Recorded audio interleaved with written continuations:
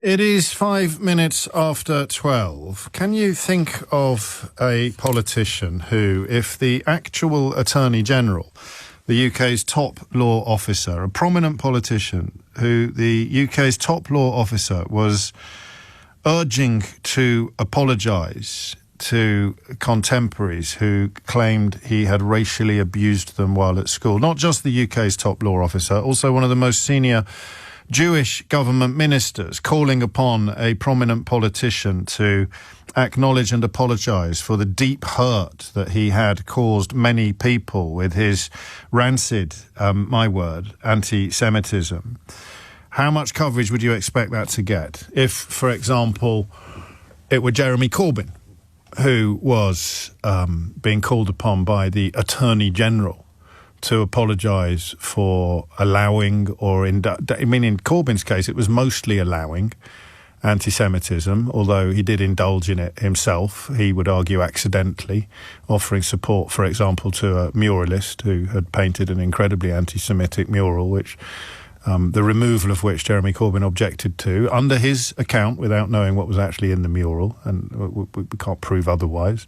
But can you think of what would have happened to Jeremy Corbyn? How much coverage it would be getting, dare I even say, on LBC, let alone in various newspapers, if the UK's top law officer had urged Jeremy Corbyn to apologise to contemporaries who claim that he had racially abused them while at school, including in the case of Jewish schoolmates sidling up to them and growling, "Hitler was right," or gas them, sometimes adding a long hiss to simulate the sound of the gas showers. This is a gentleman called Peter Etedgui, who also said he'd never experienced anti-Semitism growing up, so the first time that this vicious verbal abuse came out of Farage's mouth was deeply shocking. It wasn't just Jews, however. Peter goes on, "I wasn't his only target. I'd hear him calling other students P-word or W-word. Alan Sked, of course, the founder of UKIP, reported that Farage regularly used the N-word in his company, in fact explaining why they shouldn't bother having ethnic minority candidates because they were never going to win the N vote. Again, that's the former LSE academic and founder of UKIP, Alan Sked, recalling the adult Farage, not the teenage Farage. He would urge students of colour to go home. Peter Etedgui goes on, "I tried to ignore him, but it was humiliating, it was shaming. This kind of abuse cuts through to the core of your identity." And then other classmates have queued up to endorse his recollections. One, Anthony Butler, saying Peter's recollections of Nigel Farage's naked racism and anti-Semitism in his school days left me with a deep sense of regret. A contemporary and classmate of Farage, I clearly recall him relentlessly hectoring and bullying Etedgui with shouts of stupid Y-word in the playground. Peter was a small, rather shy and sensitive boy, and Nigel was a physical coward who could easily have been silenced, but I do not recall anyone doing so. If he will accept it, I apologise wholeheartedly to Peter Etedgui. Another, Jean-Pierre Lehoux. Farage used to say things like, Judah to Peter, which is the German for Jew, in the way it was said in the 1930s, with a long U in a menacing way. Farage used to say things like Hitler was right and gas him, that sort of thing. But he also used to sing this song, which I later discovered was based on George Formby's Bless Them All. But he had a whole load of lyrics on which I can remember it verbatim. He would sing gas 'em all. Forgive me for this, a trigger warning for you. Into the chambers they crawl, we'll gas, and then more language I'm not going to repeat on the radio. Ending with, and all their effing kids. Another, Martin Russell, recalls, Farage certainly made comments to the Jewish guy in that class, Peter Etedgui, comments like under his breath, and comments about how they had missed you, that sort of thing. Noticeably more of those times than the rest. He was known for it across the school. And on it goes. Bob Jope, a former teacher, Andy Field, Mark Hayward, Dave Edmonds, Tim France, Nick Gordon-Brown, Luke Gray, one pupil from a minority ethnic background who remains anonymous, seeks to remain anonymous. Another, similarly, 2, 3, 4, 5, 6, 7 other former pupils. I remember him singing on occasion, says one, leading those songs These would be the Hitler Youth songs that David Lammy apologised for suggesting Nigel Farage had sung, because, of course, Nigel Farage, well, he sort of oscillates, as we'll hear in a moment, between denying and dismissing, and then denying and then dismissing, and then dismissing and then denying and then dismissing. I definitely heard him singing racist marching songs at various occasions. If it comes to it, I would happily stand up in court and say it. My overriding memory is just a nasty little so-and-so and a racist. I think that line there might be crucial. I would happily stand up in court and say it, because that, of course, will inform any decisions taken on whether or not to pursue legal action against the now in excess of 20 former classmates who have come forward with similar comments. Another, I was in the CCF, that's the Combined Cadet Force, with him from 1979 to 1982. He did teach the younger members of the CCF the infamous Gas 'em All song, or at least led the singing of it on CCF coaches to training areas. Yet another former classmate, schoolmate, pupil. He was very strong-minded and had strong views about particular races. The word, and then the Y word used to describe Jewish people, was frequently deployed, used about 50 times in a row. I remember one particular thing he would do, a gesture where he would put his left hand over his left eye and make a sign. I can't say that out loud, although it referenced a former Israeli defense minister, while he used a very recognizable hand gesture used to denote masturbation. There you go. That's about the most sanitized way in which I can describe what this pupil remembers him doing. These are all different people, by the way. I haven't cited a memory longer than one sentence from the same person. These are all different former pupils at Dulwich College. His behaviour towards cadets of ethnic background was no better than to those of Jewish religion. He held a cadet rank of sergeant or similar, so was able to issue work or task details of his own devising. All pretty grim and pointless usually. Guess which ethnicity or religion got the wrong end of his stick? Another one, he was someone who always had slogans. He would repeat things ad nauseum. He would certainly say the National Front is the white man's front. Whenever you watched a film in class and there was a black face, he would say, "Are you English?" Of course, it is a member of his current political party who objects to seeing black faces in adverts and has not been disciplined by Nigel Farage. I believe the phrase she used was that it drives her mad. Well, I guess she's in good company, unless, of course, he's changed enormously in the interim, in which case you would have expected him to do what the Attorney General is calling upon him to do and apologise, or at least account for his behaviour. One thing you may have noticed, and I don't know how closely you're following this coverage, because guess what? It's not getting a lot of coverage. But one thing you may have noticed, if you have been following this coverage closely, is that he has not availed himself of any opportunity to condemn either anti-Semitism or racism, either while apparently dancing on the head of a pin over what he is and is not responsible for. I followed this stuff very closely over the years. I've written about some of these accounts in my last book, How They Broke Britain, but the people... And I have spoken to some of these people before, but they weren't ready to put their names to their recollections. Recollections which I will have to keep repeating. Nigel Farage often denies, but not always, but often denies. And at the current time of talking, he is largely denying what he is being accused of by now over 20 classmates. But the reason why they didn't want to put their names to it is because people don't want to draw this sort of attention down on themselves. Some of them still don't.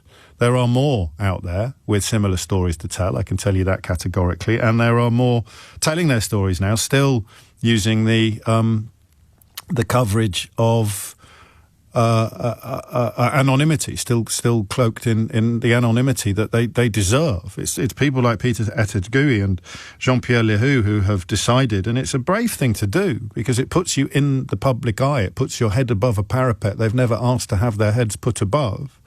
They've decided that obviously his riding high in the opinion polls and his enchantment of much of our right-wing media, who have shifted effortlessly from telling you Boris Johnson was a stand-up guy to telling you that Nigel Farage is a stand-up guy, has been so jarring and so arresting and so complete, which is why they have decided to come forward.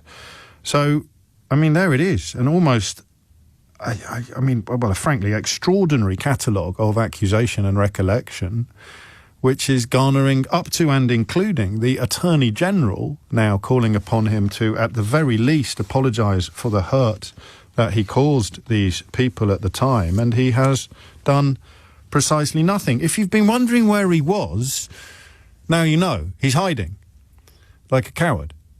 He's hiding because he knows that if he were to be having one of his regular press conferences, what happened to the press conferences he was having every 10 minutes?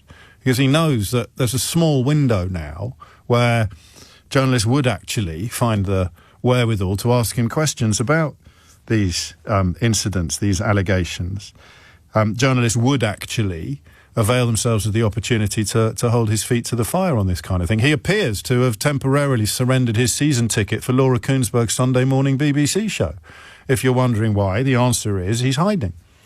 He doesn't want to have to account for these recollections, these accusations, these comments. He's claimed that he had never directly really tried to go and hurt anybody.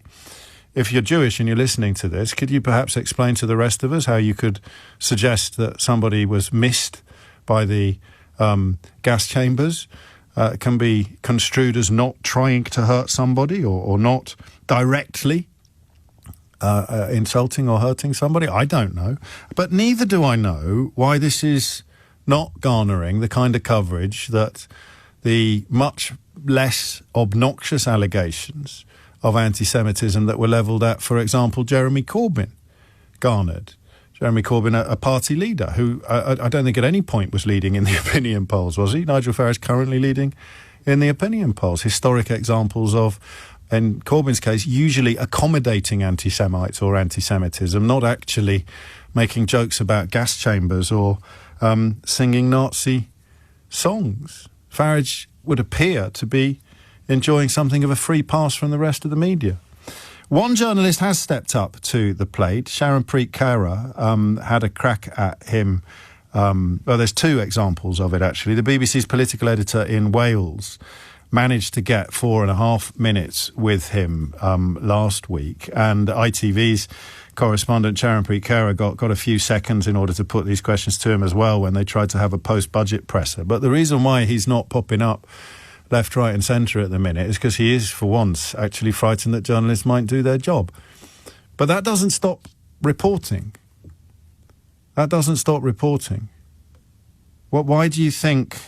And I'm going to choose my words very carefully. I always do, but, you know, nobody's perfect. Given that, particularly since the hideous events of October the 7th and the subsequent offensive in Gaza, culminating, of course, in what is widely regarded to be genocide, the allegation of anti-Semitism has been made probably more in the last few years in this country than at any other point I can remember. It's a stinging and a hefty allegation. Why is Nigel Farage not receiving more scrutiny for this extraordinary number of contemporaries coming forward with truly hideous stories? I'm going to play you some of the rare examples of him popping his head above the parapet since this happened. This is a man who you can't get off the television. He's on the television and the radio more than, he was on Question Time more often than David Dimbleby a few years ago.